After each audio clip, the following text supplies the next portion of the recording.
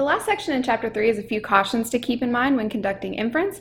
And these are things that we've talked about before, sort of in passing, but I wanted to come back and emphasize them here.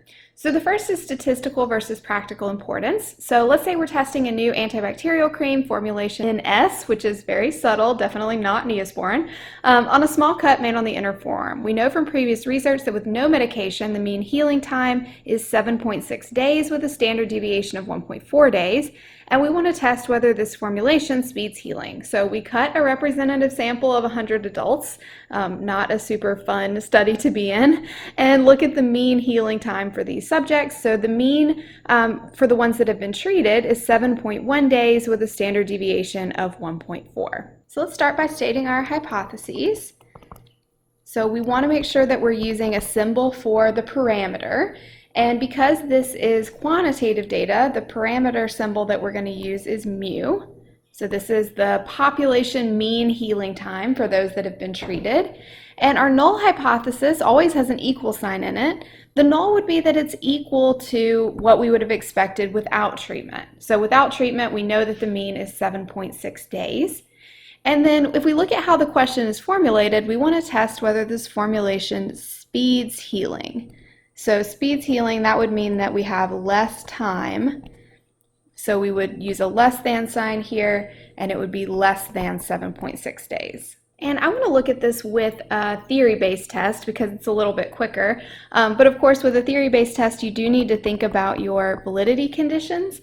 And for quantitative data, you keep in mind the sample size and the shape of the distribution. So the sample size here is pretty nice, sample size of 100.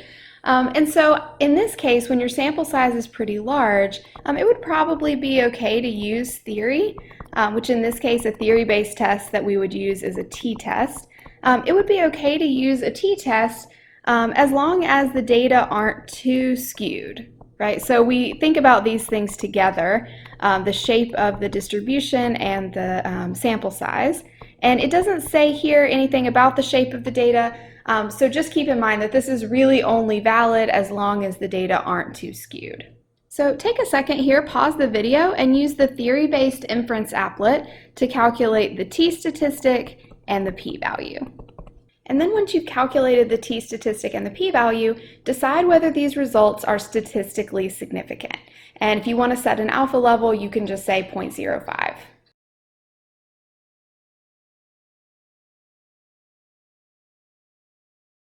Okay, so I chose the theory-based inference applet, and you can see how I filled everything in. I went to the one mean scenario, since this is quantitative data, filled in my sample data here, my hypotheses on this side, and it gives me my t-statistic and my p-value.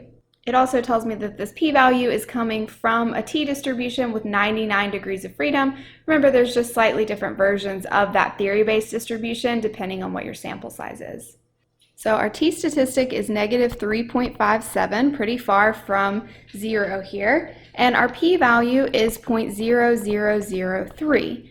So because our t-statistic is large, or far from 0 I should say, and our p-value is small, that means that our evidence is statistically significant, right? If your p-value is smaller than whatever alpha you've set, then we say that we have statistically significant results. So statistical significance, that's actually a measure of our strength of evidence. So this is saying that we have very strong evidence, right, because our p-value is pretty small, very strong evidence that this new formulation in S speeds healing, that it really is smaller than 7.6, the mean healing time. In other words, if this formulation did not speed healing, if the mean were really equal to 7.6, then results like ours, the mean and standard deviation that we got, results like ours would be unlikely. That's another way to think about strength of evidence. So does that mean that the effect of this medication is practically important? To get at that, it's really better to use a confidence interval instead of a p-value. So now I'm going to have you stop the video one more time. So this time I want you to estimate the mean healing time, in other words, estimate mu, with 95% confidence. And after you do that, I want you to think about whether the medication has a practically important effect.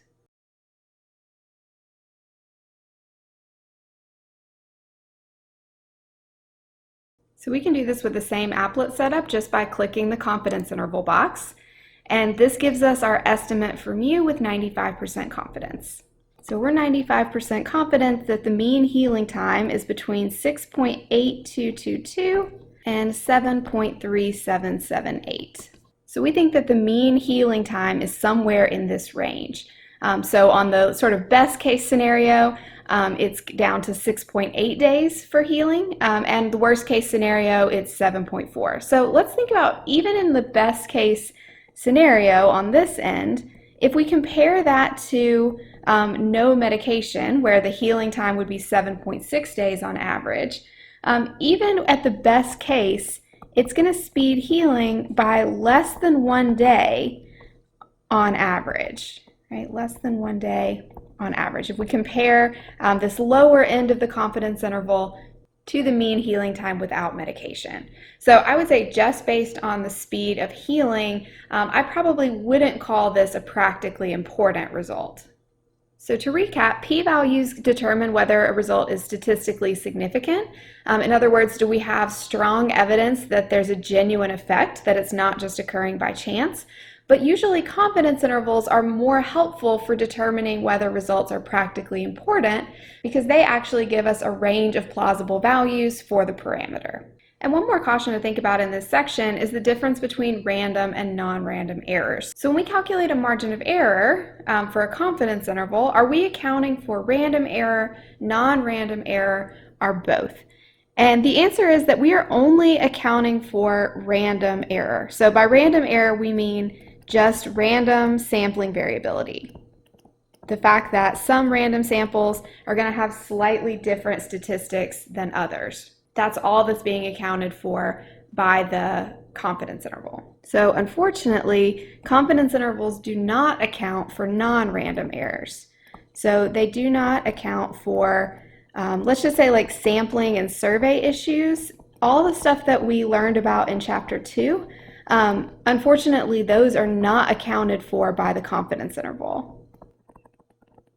So don't let confidence intervals give you a false sense of security, that all of those sampling and survey issues are not important anymore. They definitely still are, because if we don't have a good sample, if we have a sample that's biased or not representative, we can't fix that by calculating a margin of error. So these cautions are good things to keep in mind when you're conducting inference.